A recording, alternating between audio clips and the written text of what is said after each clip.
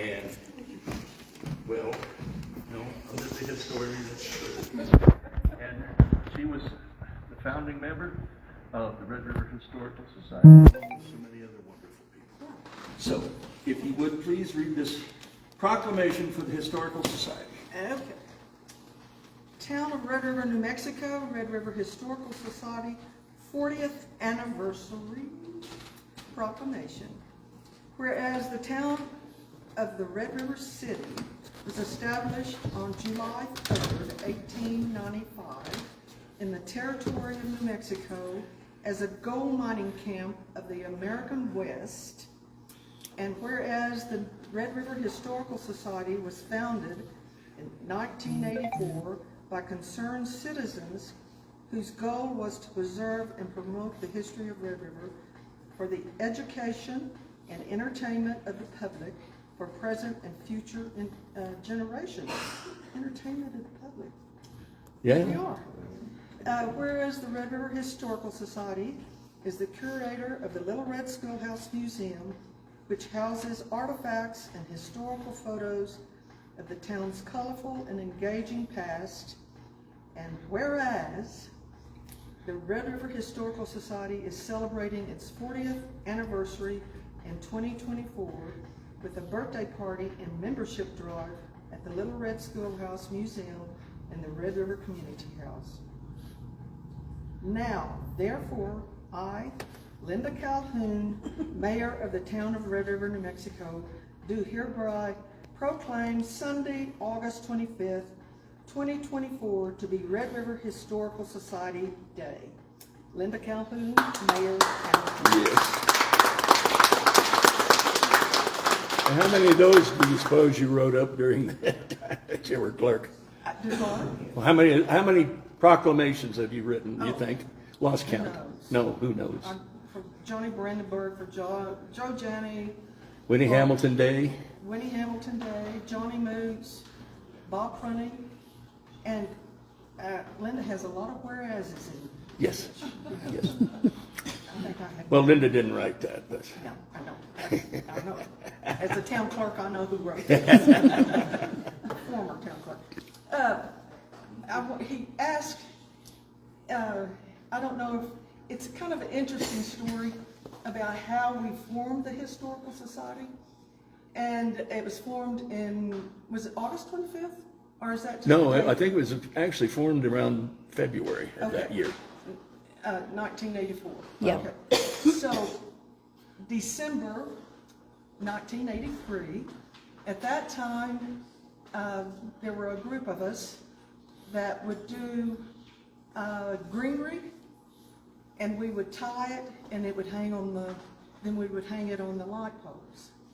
And that was all fresh greenery that the Red River Public Works Department would gather for us. And then Lottie Tweed, who was always in charge of beautification for the town, would help with the decorations, Christmas decorations. But that was our goal. We wrapped all the light poles, okay?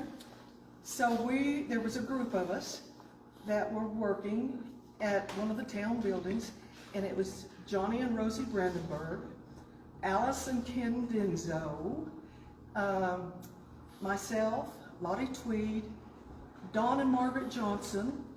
They're the ones that started the shop over here, whatever. Johnson and Company. Yeah, Now Johnson, it was Trade Johnson and Company. And I believe Cheryl Sneed. And anyway, we were having such a fun time. And Johnny Brandenburg was telling stories. And they were such fun. History of Red River and some of the pranks they had done and all this. And it was Alice Denzo. And she's the one that said, we've got to do something to preserve these stories. And so that is how the original idea of the Red River Historical Society started. And Alice, I want to give her credit, that night she said, well, we're going to do something about this.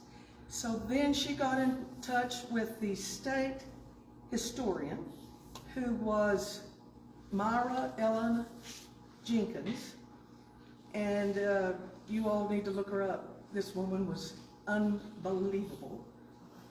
She came and we met at the Red River Inn, and Alice, oh my, she had a fire going. It was in, it seemed like it was in January or February, and we all sat around the fire, and it was Alice and Joe Janney and Francis and Harold Young, and I think Bob Prunty was there, and Tilly, Winnie, all those names that, you see that were the first word. And we met with Dr. Jenkins, and she lined us out, let me tell you. She told us exactly what to do. And I was thinking it like in April or something like that is when we became incorporated, or became a nonprofit, I should say.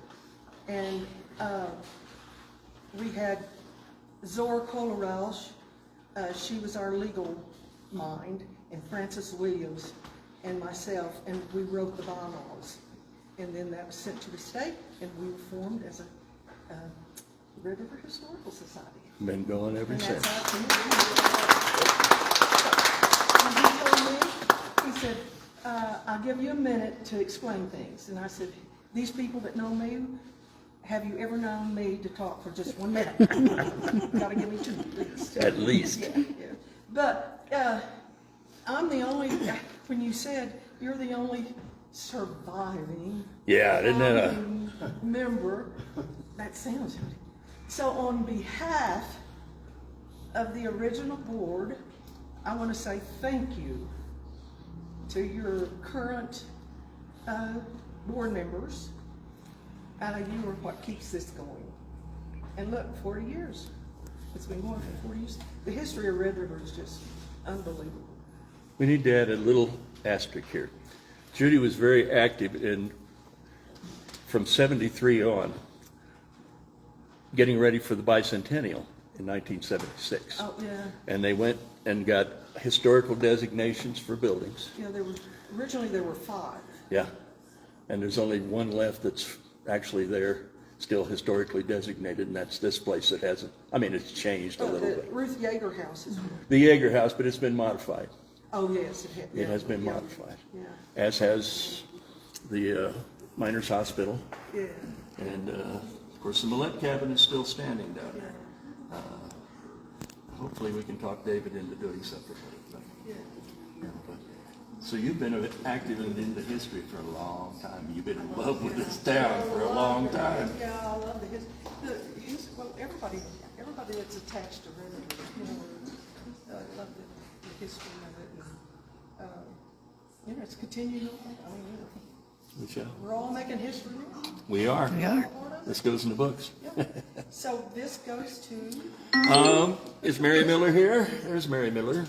She can put it in the museum. I'm not the president, I'm just curious. I am. Oh, of course I am. Okay, there you go. Thank you, Miss Judy, for everything. Thank you to all of you.